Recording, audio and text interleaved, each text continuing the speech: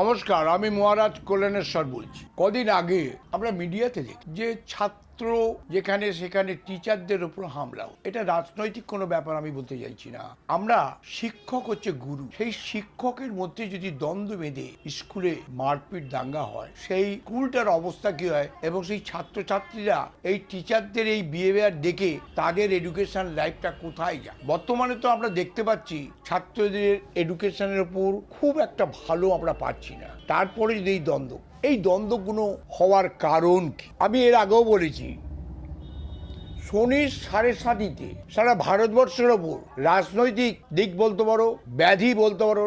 এর আগেই আমরা এই শনির 7.5-তে করোনা দেখলাম, এই সময় প্রচুর কাজ করলাম। এবারেতে যেমন কুম্ভ, মকর, মিনে, এই যে রাজনৈতিক জায়গাটা বর্তমানে হামলা ভাঙচুর নানা রকম ডিস্টারবেন্স আসে। এই রাজনৈতিক ব্যাপারটা 2024-এ মে মাস থেকে অনেকটা ঠান্ডা হয়ে যায়। এই রাজনৈতিক জায়গাটা 26 সালে এই রাজনৈতিক জায়গাটা খুব একটা সুন্দর বেসিক্যাল জায়গা আসবে, কিন্তু বর্তমানে রাজনৈতিক অবস্থান খুব একটা আমরা ভালো বুঝছি না। কি কি হতে পারে? যুদ্ধ হতে পারে, শনি মঙ্গলের দুর্ঘটনা যদি থাকে, দুর্ঘটনা ঘটতে পারে। রাজনৈতিক পজিশনটা 24 সালে মোটেই ভালো যাবে না। আমরা সমস্ত কিছু হলস্কোপ চার্ট থেকে বিচার করে দেখলাম, যাদের বৃশ্চিক রাশি, বৃশ্চিক লগ্ন, বর্তমানে সে যেই মন্ত্রী হোক, তাদের কিন্তু সব দিকে সময়টা খুব পপুলার। 24, 25, 26 সালে হিট কর। তার যাদের শনি 7.5-তে রাজনৈতিক গন্ডগোল আছে, তারা যদি শনিবার দিন নিরামিষ খায়। আর একটা কথা বলে দিই,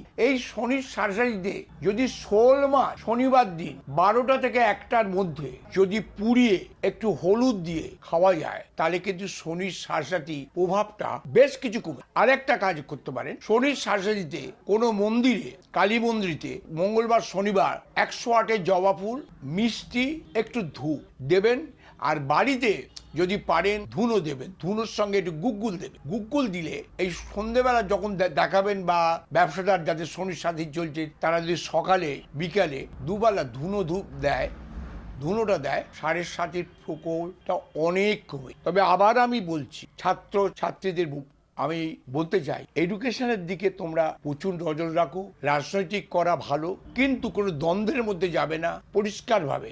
আর আমার অনুরোধ, যে টিচার যদি মারপিট করে, সেই ছাত্রের ভবিষ্যৎ কি হবে? সেই টিচারের মনে রাখা দরকার, তিনিও একটা ছাত্র ছিলেন। কোনো রাজনৈতিক ব্যাপার নয়, স্কুল কোনো রাজনৈতিক জায়গা নয়, এডুকেশন জায়গা।